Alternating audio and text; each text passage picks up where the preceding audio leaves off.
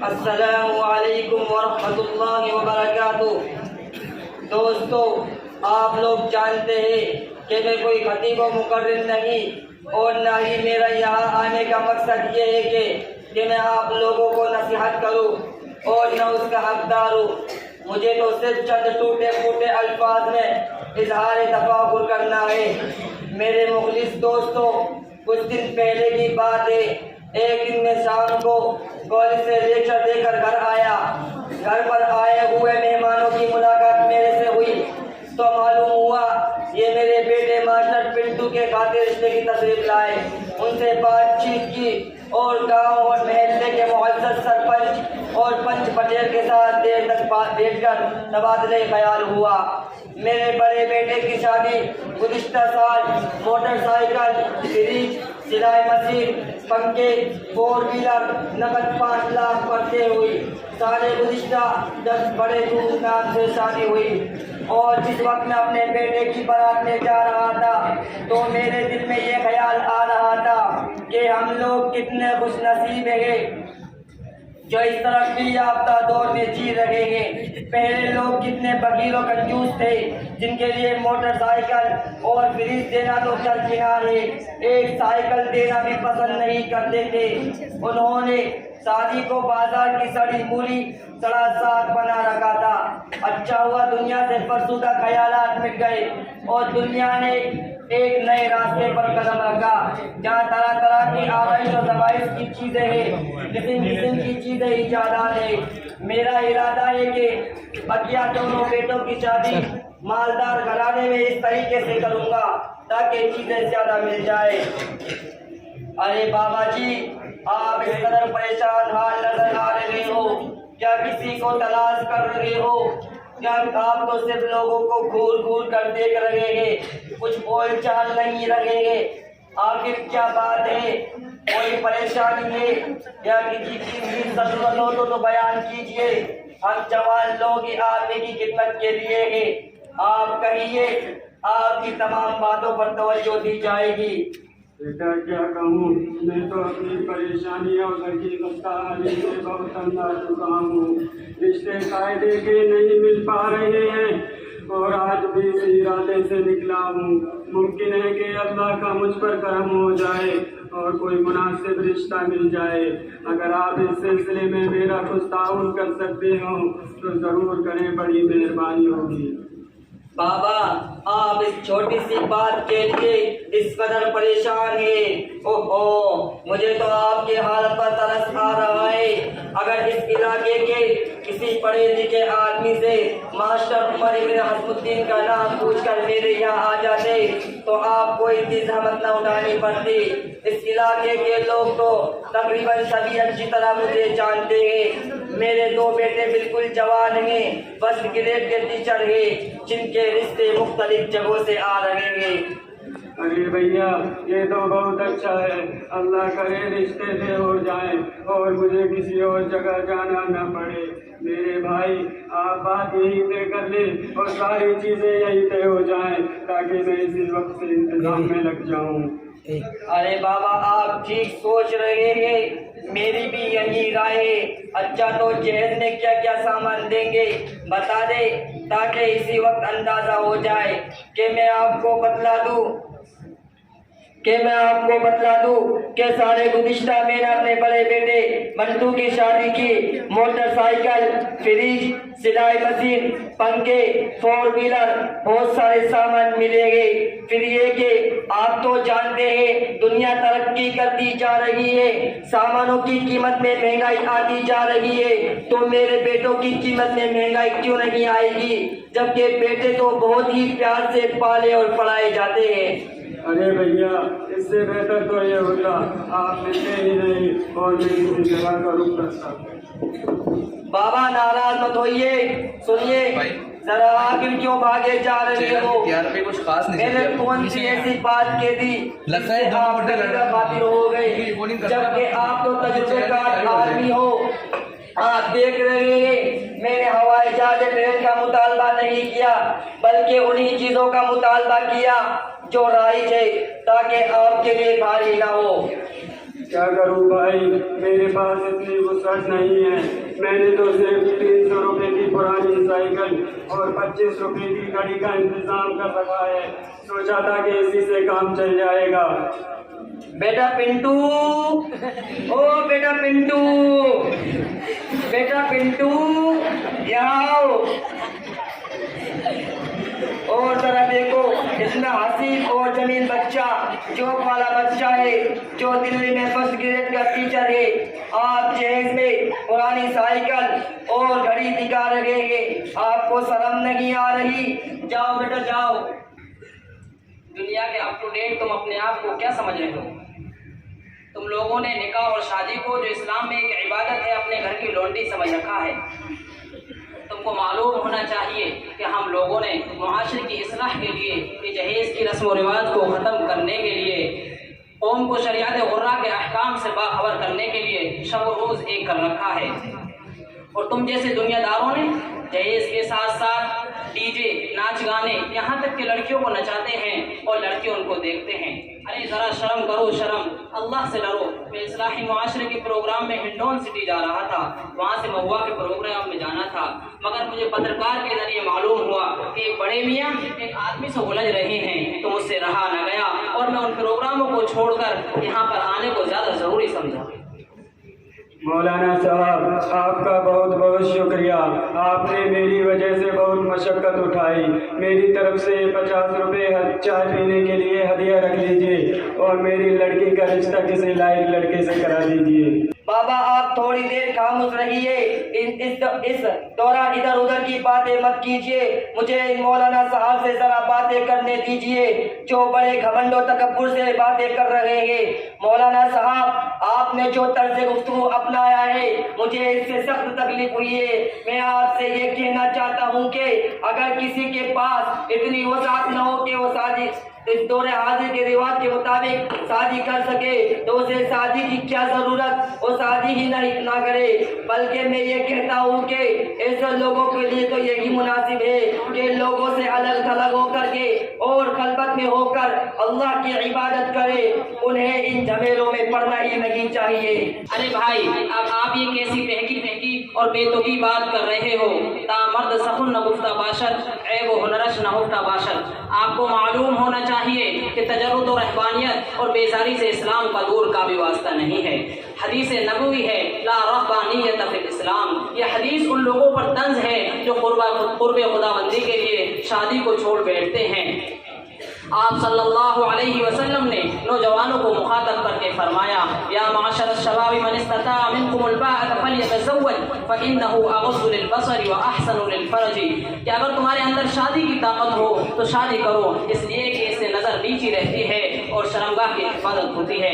ایک اور حدیث میں ہے، من کان موسرا لان یتزوج ثم لم یتزوج فلیس منی. کہ جو شادی کی طاقت رکھنے کے باوجود شادی نہ کرے وہ ہم میں سے نہیں. ان تمام احادیث کے سامنے اپنے گریبان میں سر ڈال کر دیکھو، کیا جو تم باتیں کرتے ہو کیا وہ باتیں ان احادیث سے میل کھاتی ہیں یا نہیں؟ مولانا صاحب، آپ تو ساری باتوں کا نشانہ مجھے ہی بناتے چلے جا رہے ہو، جبکہ میں ہی نہیں بلکہ بہت سے جہالت میں مبتلا ہے اور اسلام کے احکام سے بے خبر ہے. مگر آپ ہے کہ اس طریقے سے مجھے مخاطب بنا کر تقریر کر رہے ہیں، گویا ایسا لگتا ہے کہ میں ہی ان رسم و رواج کا موجود ہوں. دنیا میں مجھ سے زیادہ برا آپ کی نظر میں کوئی ہے نہیں. میرے بھائی، آپ ناراض مت ہوں. میں صرف آپ کو نشانہ نہیں بنا رہا ہوں، بلکہ میں حقیقت کا اظہار کر رہا ہوں. اس معیار زندگی کی ہوس نے نکاح جیسے آسان تر مسئلے کو دشوار بنا کر رکھ دیا ہے اور یہی رجحان عوام میں عام ہوتا جا رہا ہے. اور میرے بھائی، شادی نوکری پر موقوف نہیں ہے. مولانا صاحب، آپ بالکل ٹھیک اور حق بات بیان کر رہے ہیں. یہ بات میرے دل کو لگنے والی ہے اور صرف میں ہی نہیں، پورے سامعین آپ کی بات کو پسند کر رہے ہیں. بھائی مولانا ٹھیک کہہ رہے ہیں نا؟ بالکل ٹھیک ہے نا بھائی؟ بولو. مولانا صاحب، آپ نے نکاح کے سلسلے میں جو باتیں بیان کی اور احادیث سے اس کا ثبوت پیش کیا وہ واقعتاً قابل تسلیم ہے۔ اب تک میں ان سے ناواقف تھا، لیکن میری سمجھ میں یہ نہیں آتا کہ آپ لوگ جہیز دینے اور لینے سے کیوں روکتے ہو؟ اس میں فائدہ ہی فائدہ ہے۔ جہیز سے غریبی دور ہوتی ہے، مالی حالت اچھی ہوتی ہے۔ کتنے غریب و نادار قسم کے لوگ ایسے ہی ہیں جن کی اولاد کا رشتہ کسی مالدار گھرانے سے ہو جاتا ہے تو اس کے گھر کی مخلوق الحال دور ہو جاتی ہے، خوشی اور مسرت کے ساتھ زندگی بسر کرتے ہیں۔ کتنے گھر ایسے ہیں جن کی آنگن میں اجالا ہو جاتا ہے، مالداروں سے ان کا تعلق ہو جاتا ہے، ان کا گھر جگمگاتا ہے۔ آخر یہ عیش کس چیز کی بدولت ہے؟ ظاہر ہے کہ اس کا اصل سبب نکاح جہیز بات ہے۔ تو کون نہیں سوچتا کہ اس کی بیٹی کی شادی، کہ اس کی بیٹی اور داماد خوشحال زندگی بسر کرے؟ جیسے سڑیت کتے اور وکیل ایسے سوچتے ہیں۔ اپنے داماد کو 300 روپے کی سائیکل، وہ بھی پرانی، اور 20 روپے کی گھڑی دے کر خود بھی تنگی کی زندگی گزارتے ہیں اور اپنے رشتے داروں کو بھی تنگی میں رکھنا چاہتے ہیں۔ ہمارے پاس اتنے پیسے ہی نہیں، تو کیا ڈاکہ ڈالے، چٹو کاٹے اور تمہارے لیے بلٹ کا انتظام کریں۔ ہم کسی غریب کے یہاں شادی کر دیں گے، وہ مگر چوری، ڈکیتی، چٹو بازی یہ سب میرے بس کی بات نہیں۔ آپ بڑے حریص اور لالچی طبیعت کے انسان معلوم ہوتے ہیں، تبھی تو جہیز کی تمام خرابیاں تمہاری نگاہ میں کھلی معلوم ہوتی ہیں۔ تمہاری نگاہ اس پر تو گئی کہ مالدار گھرانے میں شادی ہو جانے سے مال و اسباب کی زیادتی ہوتی ہے، آنگن میں اجالا ہو جاتا ہے، مگر تم نے کبھی یہ نہیں سوچا کہ جہیز لانے والی بیوی کا طرز عمل اپنے شوہر کے ساتھ کیسا ہوتا ہے۔ وہ اپنی دولت کے نشے میں شوہر کو اپنا غلام اور اپنے آپ کو آقا اور شوہر کو اپنا غلام سمجھنے لگتی ہے اور یہ دھمکی دیتی ہے کہ میرے والدین نے تمہیں 10 لاکھ میں خرید کر میری خدمت میں دیا ہے۔ زندگی کے مراحل طے کرنا دشوار ترین بن جاتا ہے، جن کا سلجھنا بہت ہی مشکل ہو جاتا ہے۔ تم نے یہ تو سوچ لیا کہ جہیز سے غریبی کا خاتمہ ہوتا ہے، اقتصادی ترقی دور ہوتی ہے، مگر کبھی یہ نہیں سوچا کہ غریبوں کی بیٹیوں کی سامان جہیز کہاں سے آئے گا۔ حنا رنگت پر گلاب کی پنکھڑیوں کی نزاکت گردش کرنے لگے گی۔ کبھی تاریخ کا مطالعہ کر کے یہ بھی سوچا ہوتا کہ کتنے ہی جوان افراد ایسے ہیں جو اپنی تباہی اور بربادی کی وجہ سے ادھیڑ پن اور بڑھاپے میں تک شادی نہیں کرتے، اور وہ یہ سوچتے ہیں کہ جہیز کی کثیر رقم کہاں سے آئے گی۔ افسوس صد افسوس، شادی جو خانہ آبادی کا پیش خیمہ اور ضمیمہ ہوا کرتی تھی، آج وہ خانہ بربادی کا مرادف بنتی جا رہی ہے۔ دولت مندوں نے اپنی دولت کے نشے میں بہہ کر اسلام اور احکام اسلام کو پس پشت ڈال دیا، جس کی وجہ سے بڑی دشواریاں ہوتی ہیں۔ اس لیے آپ سے درخواست ہے کہ اپنے ٹھنڈے دل سے سوچیں اور لاحیہ عمل تیار کریں۔ مولانا صاحب، آج تو آپ نے میرے ذہن پر پڑے ہوئے جھالک کے پردے کو چاک کر دیا اور ایسی گرا قدر باتیں بیان کی کہ اگر ہم آپ کا شکریہ ادا کر سکے تو اس احسان کا بدلہ نہیں چکا سکتے۔ یقیناً اب تک میں آپ علیہ السلام کی سیرت طیبہ سے دور تھا، ساری حقیقت آج میرے سامنے آشکارا ہو گئی۔ اب میں توبہ کرتا ہوں کہ آئندہ ان رسومات اور خرافات سے دور رہوں گا اور سنت رسول اللہ صلی اللہ علیہ وسلم کے مطابق سادگی کے ساتھ شادی کروں گا۔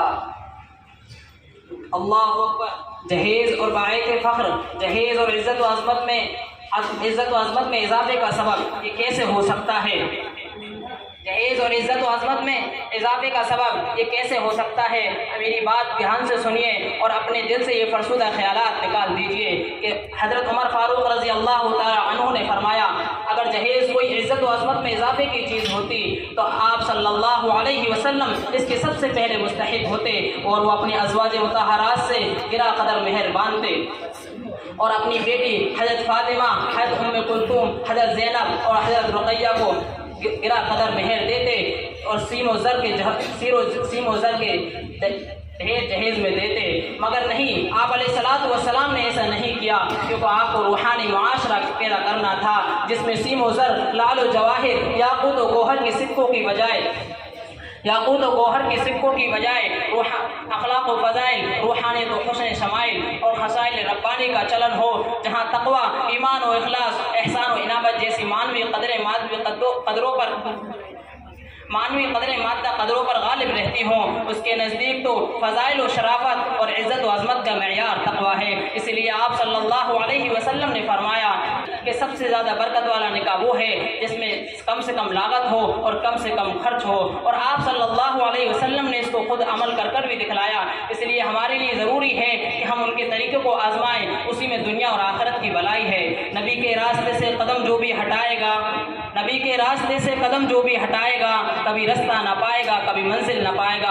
और हाँ, आपने भात का लफ्ज़ इस्तेमाल किया था, ये भात क्या चीज़ है, इसकी मुख्तसर वजाहत कीजिए। वक्त कम है, थोड़ा जल्दी कीजिए, दूसरे प्रोग्रामों में भी शिरकत करनी है। यही है जिसके घर शादी होती है, तनिहा रिश्ते वाला, उसकी यानी मामू अपनी बहन की मदद करता है, बहन को वलादत में हकदार होने से महरूम करते हैं, बहन को इन हक से महरूम कर देता है जो बाप की वलादत में मिलती है।